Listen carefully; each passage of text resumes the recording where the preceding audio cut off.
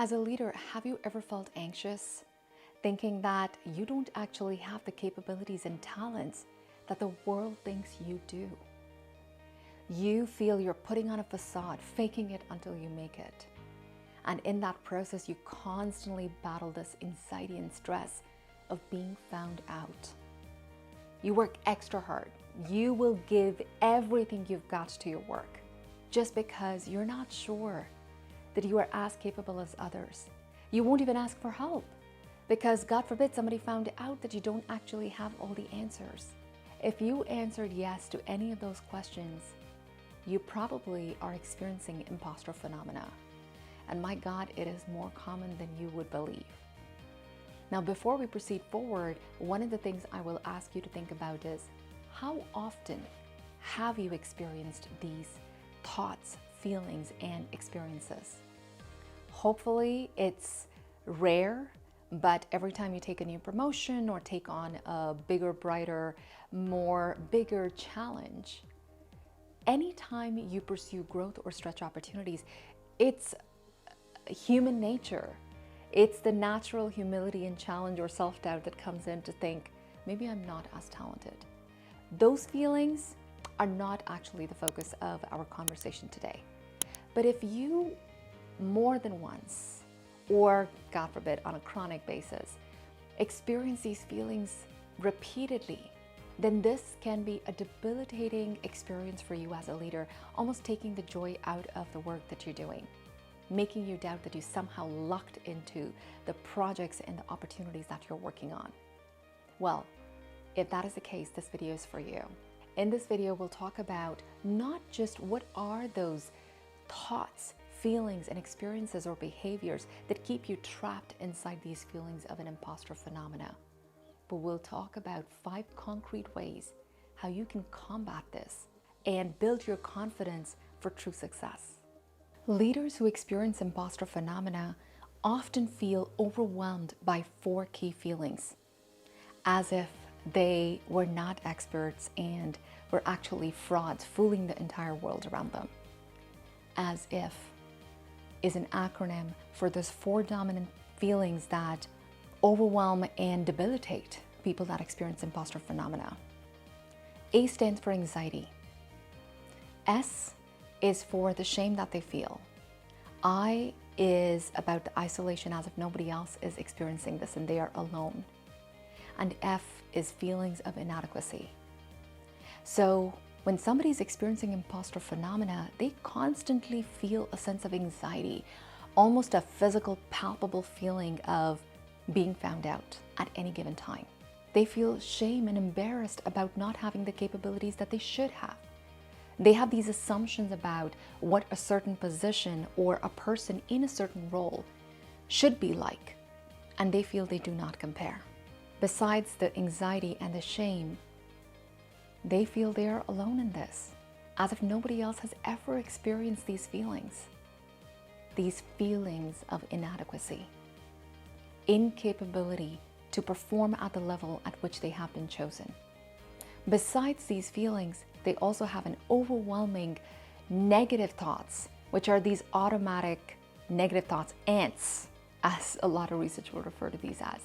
These leaders walk into their day or into their projects with the dawn of constant doubt, not sure of the decisions they're making, not sure that they have considered every single aspect they should have considered, not sure that they had done a good job in processing the information that was presented to them.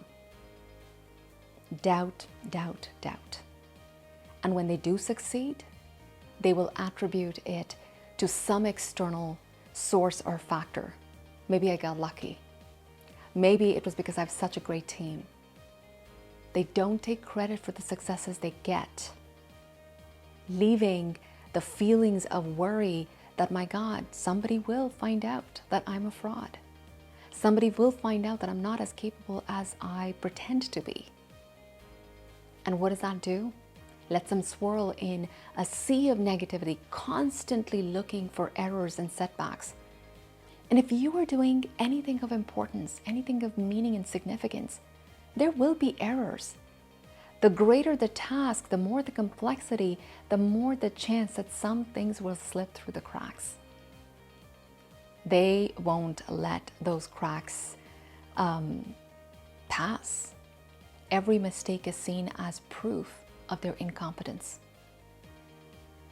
How heavy is the burden of a leader who is walking day in and day out with these feelings and these thoughts? What do you expect will happen as a result? As a result, these leaders pour themselves day in and day out in managing the facade. They start striving for perfectionism, setting unrealistic standards for themselves that almost no human can meet. They overwork themselves. Well, I may not be the most capable person, but nobody can outwork me. 40 hours a week? Nothing. There are no limits, which you can imagine will soon lead to burnout, especially if you're also exerting so much emotional labor in managing all these feelings and thoughts that we talked about. And then they undermine themselves. They undermine themselves by avoiding any future challenges, any future big opportunities that may expose them to the world, that may put them at the risk of failure. And lastly, their reluctance to seek help. Because my God, if I reach out to anybody, it will only prove that I am not as capable as I know that I'm not and people think I am. So it's a tough life. It's a tough moment when somebody's experiencing imposter phenomena, starting with the feelings of as if, overwhelmed by those feelings. They walk into their day with the dawn of those 4 key thoughts that keep them trapped, resulting in them pouring into work and feeling completely depleted. I see these examples of the thoughts, feelings, and behaviors in so many of the coaching clients. And often people who experience imposter phenomena are usually very successful. It's such an irony that the more significant your work, the more you are responsible for impacting tons of direct reports and even the community, the more you are at risk of engaging in all these automatic negative thoughts or these doubts and feelings or worries that can be so debilitating. Now, the clients may not say they're experiencing imposter phenomenon, that's why they come into coaching. But coaching is the safest way that any competent coach will actually observe the examples that come up as we work over 6 months or more to figure out the patterns that the person has around their automatic thoughts and feelings around every new challenge that they take on. It is my job and the job of every coach to then take a look at what the source of some of those imposter phenomena, where did it start? You may be wondering, are leaders actually aware that they're having all those feelings and thoughts and the type of behaviors they're engaging in? Well, sometimes, not always. But as a coach, it's my job to hear for the commentary that cuts across every new challenge, every new opportunity or key critical decision that they're making. And if I observe that there is a pattern that may be negatively impacting the client, then I will offer that observation. As you listened to the different feelings, thoughts, and behaviors that people engage in when they're experiencing imposter phenomena, I invite you to think about what strategies have you used to overcome it. Here are 5 things that I will offer you if you are dealing with it on a specific project, or this is something that you have chronically battled every single time you had a growth experience at work. Then I hope that one or more of these strategies serves you in addressing imposter phenomena so that you can feel joy and fulfillment in the great work that you're doing. So how do we combat these feelings of imposter phenomena? I say we starve them. STARVE is an acronym of 6 factors that we can use anytime we experience imposter phenomena. Separating fiction from fact. What story are you telling yourself? Can you separate that from the actual evidence that is observable, not just for you, but anybody else in that vicinity. T is tenderness. Can you learn to lean on your self-compassion? And self-compassion is a multi-factor piece. And one of the parts of being self-compassionate is to feel a connection with the rest of humanity, is to recognize that I'm not alone. There are many people that also experience similar challenges and feelings.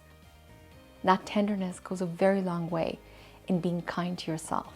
A is being aware of all these thoughts and feelings that are occurring to you without necessarily believing them, without a judgment of, oh my God, this is good or bad. It's like mindfulness. You don't actually have to believe every thought that occurs to you. R is reflecting on what prototype are you prescribing yourself to?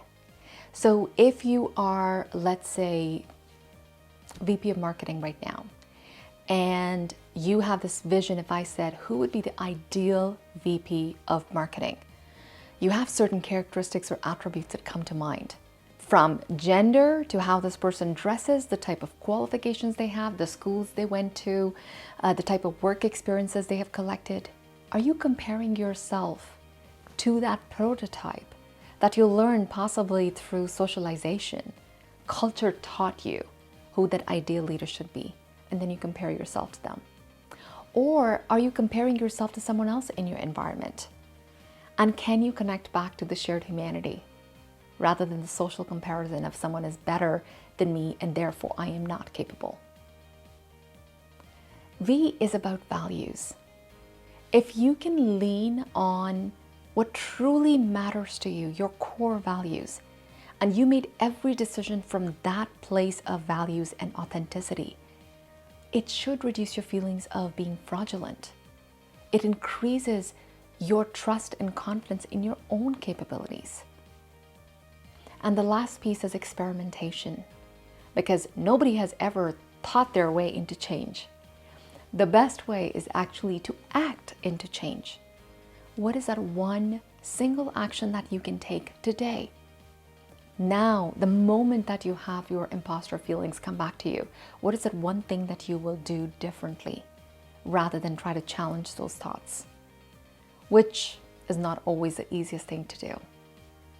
So if you can adopt these 6 or one of these 6, you will be on your way to starving these imposter phenomena. If you can adopt one or more of these strategies, you will be on your way to starving these feelings of imposter phenomena. And if you know of a friend or a colleague who is struggling with imposter phenomena, please share this video with them. I thank you for your time, and I invite you to remember that experiencing imposter phenomena is not an indicator that something is wrong with you. Perhaps it's an indicator that you're doing something that is challenging you, stretching you. You're doing something of significance and meaning, and you're working from a place of humility, but you will not let these doubts and these feelings become debilitating to a fact that they stand in the way of progress. I wish you the very best. Please stay tuned for more videos like this. Thank you for watching.